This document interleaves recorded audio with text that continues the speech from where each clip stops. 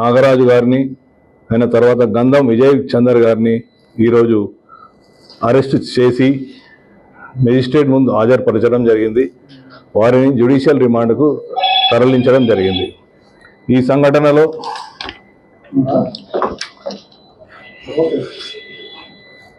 గాయపడ్డ అంటే సఫోకేషన్ తోటి గాయపడ్డ శ్రీ తేజ అబ్బాయి ఇప్పుడు హాస్పిటల్లో సూపర్ స్పెషాలిటీ హాస్పిటల్లో అతను చికిత్స పొందుతున్నాడు, చికిత్స జరుగుతున్నది. ఇంకా దీనిలో ఈ కేసులో పరిశోధన కొనసాగుతున్నది. దీనిలో సీసీ ఫుటేజీలు అయినాక అక్కడ ఉన్న సాక్ష్యాల ఆధారంగా సంఘటనపై పూర్తి స్థాయిలో న్యాయ నిపుణుల సలహాలు, మా ఉన్నతాధికారుల సలహాలు తీసుకుంటూ దీనికి ఇంకా ముందుకు సాగుతుంది.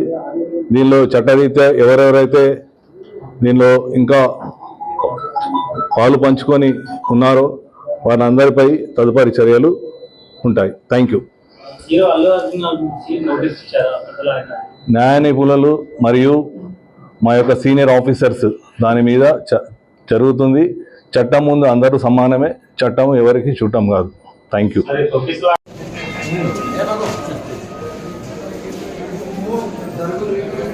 अरे बाबू जरूर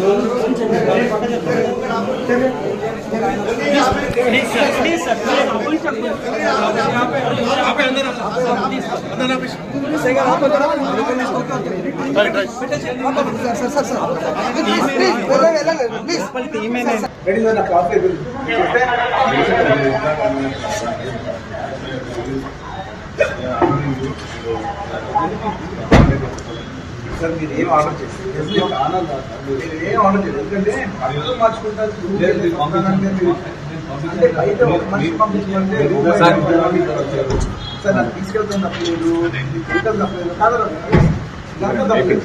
అది బెడ్రూమ్ బయటకు వచ్చి బెడ్రూమ్ నుంచి వెళ్ళిపోతాం సిస్టర్ స్కూల్ నుంచి వాళ్ళని చేశాను. అది ఇప్పుడు మీకు తప్పకుండా చెప్తున్నా ఇది మంచి విషయం కాదు.